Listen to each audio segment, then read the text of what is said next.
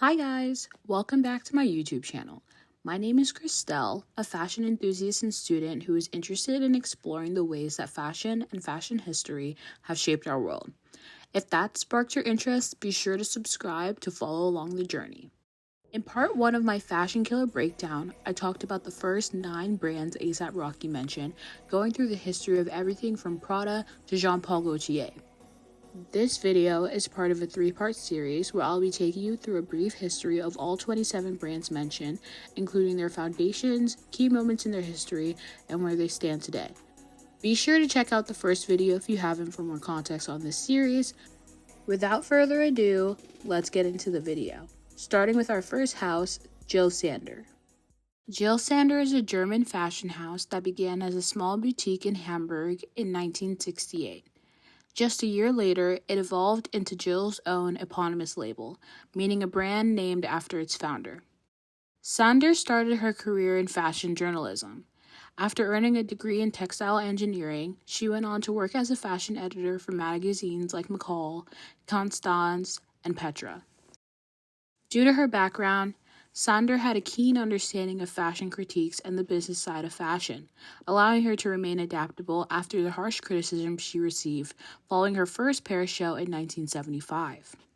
Though not initially well received, Sander's design philosophy would prove fruitful, eventually garnering mass acclaim in the late 80s, leading to an expansion of her product assortment and an initial public offering on the Frankfurt Stock Exchange. Sander's designs were minimalist, offering a beautiful contrast against the backdrop of 80s fashion and drawing in loyal customers. She was ahead of her time and is widely considered a pioneer of 90s minimalism. In 1999, the Prada Group acquired a 75% stake in Jil Sander, which they sold in 2006 due to creative differences. During this time, Sander resigned from the label and returned from 2003 to 2004 before resigning again. She went on to work for Uniqlo, designing menswear, and was replaced by Raf Simons as creative director at Jil Sander. Sander returned to her own label in 2012, but left once again, citing personal reasons as a cause for her departure.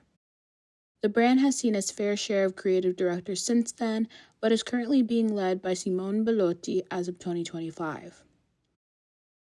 Despite her tumultuous time at the brand and subsequent departure, one thing remains true about Jil Sander. Her dedication to championing a cohesive brand identity has allowed her to remain relevant through generations and maintain a cult following of people who admire her elegant, timeless pieces. Oliver Peoples. Oliver Peoples opened its first boutique in 1987. Founders Kenny Schwartz and Dennis and Larry Light opened their West Hollywood store with the intention of creating a luxury eyewear experience that was distinctly Californian, rooted in influences from film, fashion, and music, the embodiment of cool. The founders were inspired by vintage pieces they found at an estate collection. They collected thousands of frames along with a receipt signed by Oliver Peoples, presumably the owner or collector of the vintage eyewear, but eventually the namesake of the label we've come to love. Schwartz and the Lights leaned into a polished brand aesthetic and distanced themselves from 80s maximalism. In just a few years, they went from 3 opticians to the heads of one of the hottest brands in Hollywood. Oliver Peoples eyewear is made with precision. Through a mixture of state-of-the-art machinery and excellent human craftsmanship, the brand ensures quality and style with each pair of glasses. They enforce a limited production and collaborate with massive heritage brands like Brunello Cucinelli, further cementing their place as a luxury household name.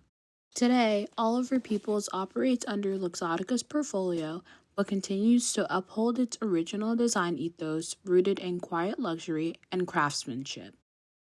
Costume National. Ennio and Carlo Capassa founded Costume National in 1986. The Italian natives wanted to build a brand that would combine Japanese and Italian style. They were largely inspired by Ennio's work with Yohji Yamamoto. The brand focused on blending the history and craftsmanship from both cultures, creating a refreshing take on avant-garde fashion. The brothers worked to stay at the forefront of innovation and creativity throughout the years. They included climate activism and causes they were close to in their work. They also integrated technology and expanded into e-commerce in the early 2000s. Costume National has been worn by icons like Mick Jagger and David Bowie and has become a cultural mainstay over the years. As the founder Ennio Capasa said in his interview with Fashion Week Daily, the intention behind Costume National was to create a style, to continue to evolve it, and to not follow the trend of the moment. In that, Ennio and Carlo succeeded.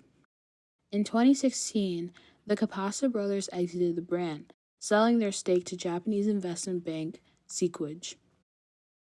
They have since been involved in other creative endeavors like Capasa Milano. As for Costume National, the fate of the brand remains unclear, but the design team is working to continue the brand's original design ethos.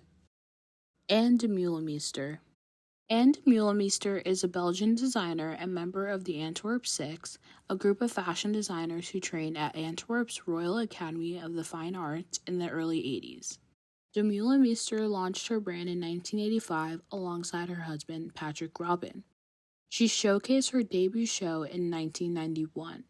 She built her brand using Gothic bohemian influences and the idea of fierce independence and individuality in personal style. Demeulemeester's 1996 runway show was one of the first to showcase men and women's wear in one show. She was an innovator by all accounts and included deconstructionist themes like androgyny and punk aesthetics in her work. In 2013, Anne left the brand, writing a handwritten note to the company stating, "I feel it's time to separate our paths." Anne Demeulemeester is an adult brand with its own legacy and identity that is able to continue to grow without me. I trust the company and the people that worked hard with me. The company was able to continue to build upon the foundation Anne built during her time there. As of 2023, Stefano Gallicci was appointed as creative director, and his take on the brand ethos has led to a big brand revival. His Spring 2026 show and other recent collections add a modern perspective to the bohemian grunge Demeulemeester introduced, and his designs are beloved by major it girls and artists like Charli XCX. Visvim. Visvim is a menswear brand founded in 2000 by Japanese designer Hiroki Nakamura. Nakamura blends American and Japanese aesthetics in his designs, creating a streetwear style that is unique to his upbringing. He grew up around post-war Japanese style, which blended American clothing and Japanese sensibility. Eventually, Nakamura moved to Alaska and experienced Americana in all its glory, further impacting his personal style and shaping the vision for what would become Visvim. In addition to the Levi's loving all-American aesthetic that is pushed to the forefront of American culture, Nakamura sought to understand indigenous styles and cultures. The effects of globalization can be seen through his artistic identity and style. Through moccasin sneaker hybrids and denim workwear, the American influence and Japanese heritage are clear in Nakamura's work. Visvim is a graceful depiction of the meeting point between artistry and cultural appreciation. Nakamura's ability to blend styles, through his attention to detail and masterful construction, makes him the living definition of a great designer. His focus on the natural world, using Japanese wabi-sabi, a concept that finds beauty in imperfection and the aging process, gives his work a distinct charm. Lanvin. Lanvin is one of the oldest French houses still in operation. After the success of her hat business, Jean Lanvin founded her own label in Paris, France in 1889. In the early days of the brand, Lanvin's daughter served as a muse, inspiring children and young adult collections that caused a surge in the house's popularity. By 1901, Lanvin began making menswear and working in men's bespoke tailoring, and by the early 1910s, Jean's brand was in full effect and included women, children, and menswear. Lanvin was inducted into the French Couture Syndicate in 1909, establishing her position as a leading designer. After a successful showcase at the San Francisco World Fair in 1915, her influence and recognition spread globally. As a brand, Lanvin is known for its timeless elegance and sophistication.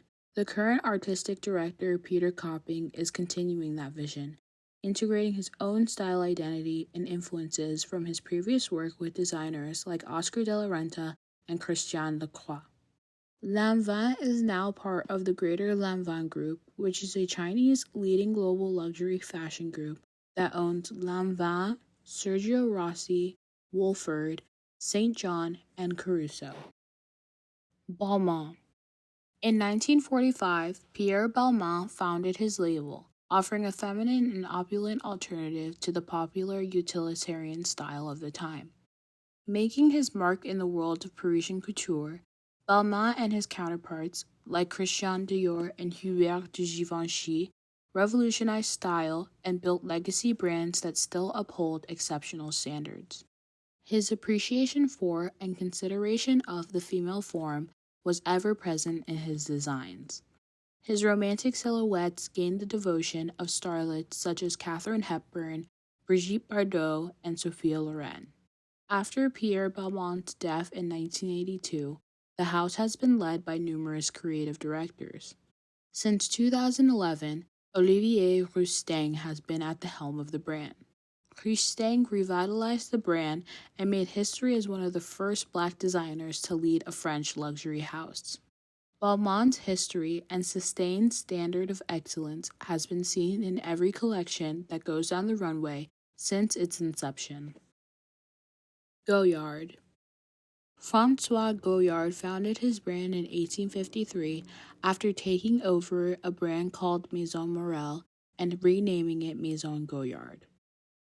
Initially operating solely within the trunk-making business, Maison Goyard became a family brand with a commitment to excellence and luxury in travel bags, eventually transitioning to other accessories like the Chic du Chien, a pet accessory line in 1890.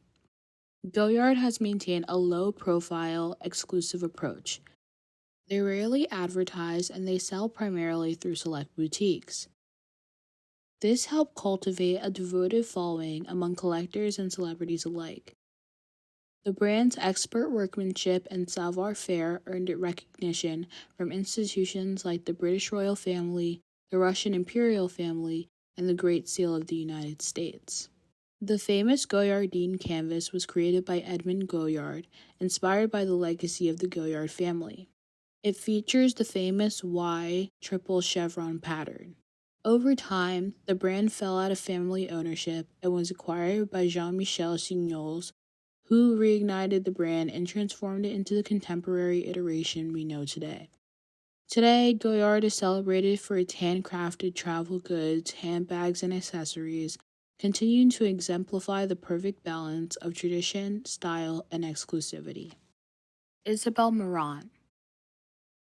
Isabel Marant founded her Parisian label in 1995 following the success of her knitwear brand Twen. Her designs embody an artistic, casual bohemian style that is both practical and chic. She uses lace, fringe, suede, and leather to tell a story through her collections.